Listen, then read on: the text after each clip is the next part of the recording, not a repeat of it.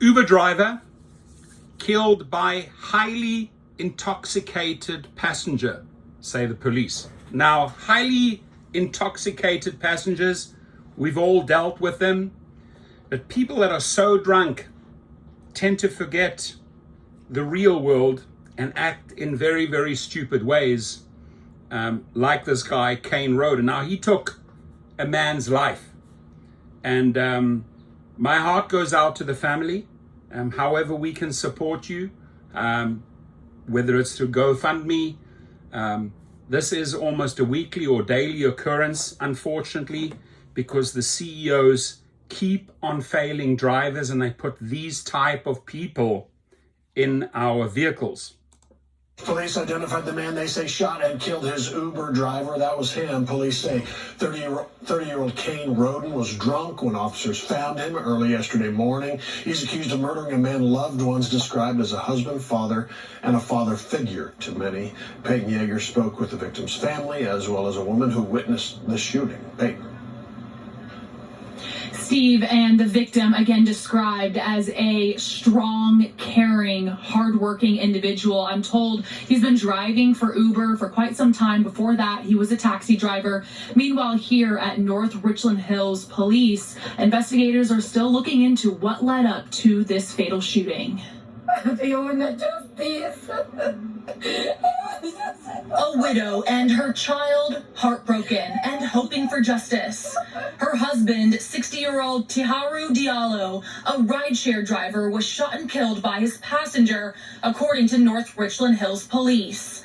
Diallo just recently became a father a few years ago, but his family says he's a known father figure to many. He's seen me through different phases of my life, and it's hard to process that he's not going to be there to experience all the other parts of my life. Ring video sent to Fox 4 shows Diallo's dark-colored vehicle pass by and then come to a stop out of frame. Minutes later, just after midnight Wednesday morning, North Richland Hills officers rushed to the neighborhood near Smithfield Road and Mid-Cities Boulevard. Lauren Schaffett says she witnessed the shooting. Her dogs woke her up, so she went outside. A dark-colored vehicle was parked in the street, and the driver's side door was open. I saw a man come from around the passenger side, around the back of the car. And I saw him shoot. Two hands. Looked almost like the stance. And I saw him shoot, heard it, saw the flash, and I ran away. Police say the rideshare passenger was 30-year-old Kane Roden, who now faces a murder charge. Roden was highly intoxicated. His last name should be Rodent. According to officers, and a firearm was found next to him when he was arrested. A motive is still being investigated. Neighbors tell Fox 4 Roden lives just feet away from where the shooting took place, so it's unknown if Roden was being dropped off or picked up. Uber working alongside detectives during this investigation. For Diallo's loved ones, they know the 60-year-old was killed on the job trying to provide a living for his family. All he do is just to go work, take care of his family. Somebody that we will miss, but we will never forget him. Roden, the suspect, remains in the Tarrant County Jail this evening. Again, he is charged with murder. In addition to murder, he is also being held on 2 outstanding charges from a different law enforcement agency here. Whoa. Let's back up. 2 outstanding charges. Let's look at this. 2 outstanding charges. Prior to him killing someone, he had 2 outstanding charges. So my question to you, Dara Koshashawi, 2 outstanding charges. You have access to that type of data. And I know you don't want to show the person's face on the profile, and you allow them to use emojis and fake names and everything, but you have access to hard data. Why on effing earth is this individual in our cars if he has a record of 2 previous charges? I mean, it's a legit question. You talk about verification. You have 0 verification, or your verification process simply doesn't work. Oh, we check the individuals against databases. No, you don't.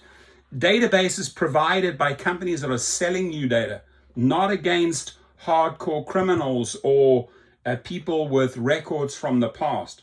Here, 2, I don't know exactly what the charges are, but a driver would never ever be able to drive that vehicle and switch on that Uber car and switch on the Uber app if they had 2 previous charges, no matter what, on their record. They wouldn't be driving for Uber.